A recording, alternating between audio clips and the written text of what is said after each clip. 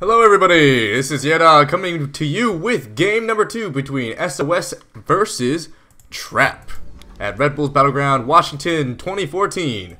And this is going to be game 2, so everybody let's get hyped. Let's get pumped, because these players are out for blood. sOs, this is his final chance for redemption, and sOs is going to be spawning as the red Protoss, his top right hand location. And give it up for sOs. Woohoo! And at the bottom spawning location is going to be Trap, spawning as the blue Protoss here. And everyone give him some loving for his good ability at PvP, as he's displayed between sOs the last series and in this series. Everyone go. Okay, that's how I show hype. Okay, don't make fun of me. But this is going to be Overgrowth, which is a 2-player map. It's going to be just cross spawns, so both players know where each other are, so it doesn't give too much of a liability in terms of scouting. If you miss-scout your opponent in like a 4-player map, and it gives them more time to, get more time before you know what they're doing, it gives them a chance to, get at you with a cheese build or something like that. And we'll see what comes out of sOs. He could go for, he's definitely not going for anything proxy. He's going to be going for another build. Last game, both players were going for pretty much identical builds. Pretty much the same thing out of both players. It was identical all the way until sOs decided to go for a natural expansion, and Trap decided to go for a balls out, alls out attack with a bunch of stalkers.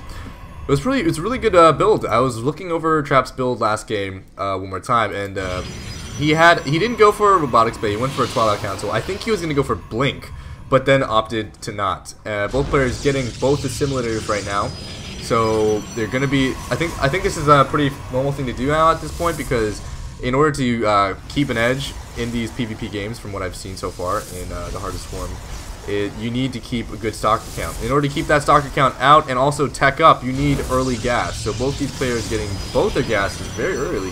Second gas coming around like the 16 or 17 food mark. So Cybernetics card coming down for both players, pretty much identical builds. But what I was saying earlier about Trap was that his build that he had earlier, the build order, was he was warping in stalkers constantly, and then at some point when he had the stalker advantage against sOs, he stopped warping in 3 stalkers at a time, and instead he was warping in 1 stalker and 1 zealot, or sorry, 1 stalker and 2 zealots, or 2 stalkers and 1 zealot, saving up that gas. And with that saved gas, he was able to create a Stargate. And with that and by saving up more gas beyond that, he was able to create an Oracle. So it was a really good, cool build. It's just really cool to see pros think on the fly, especially because when I play a StarCraft game, I'm just flustered as fuck, and I don't know what the hell's going on. Like, I forget to like put pylons down. I start to sweat profusely. I start to like I like, oh my god, I get like random erections. It's weird. I don't know what happens to me. I fall apart. But not these players, especially Trap. He knew what he had to do. He got that early Oracle, and he was able to push it all the way across the map into the main of sOs, completely destroying his probe line, because he was preoccupied defending the aggressing the Stalker and Zealot Force at his natural. So sOs gonna be going for that build again. He's gonna be going for that early expansion. The thing is, I don't think this is gonna work out too well for him. If we've seen anything from Trap, who's gonna be working off 1 base still, and producing off of 2 gateways, and still making stalkers. Good stalker count. It is 3 stalkers of Trap versus 1 of sOs. And back to what I was saying from last game was, if we know anything, it's that if you're making an expansion, you have to defend it. And sOs, he's gonna be behind in stalker count just by default, because he doesn't have enough resources, because he allotted it into creating a new Nexus and then also trying to saturate it with more probes.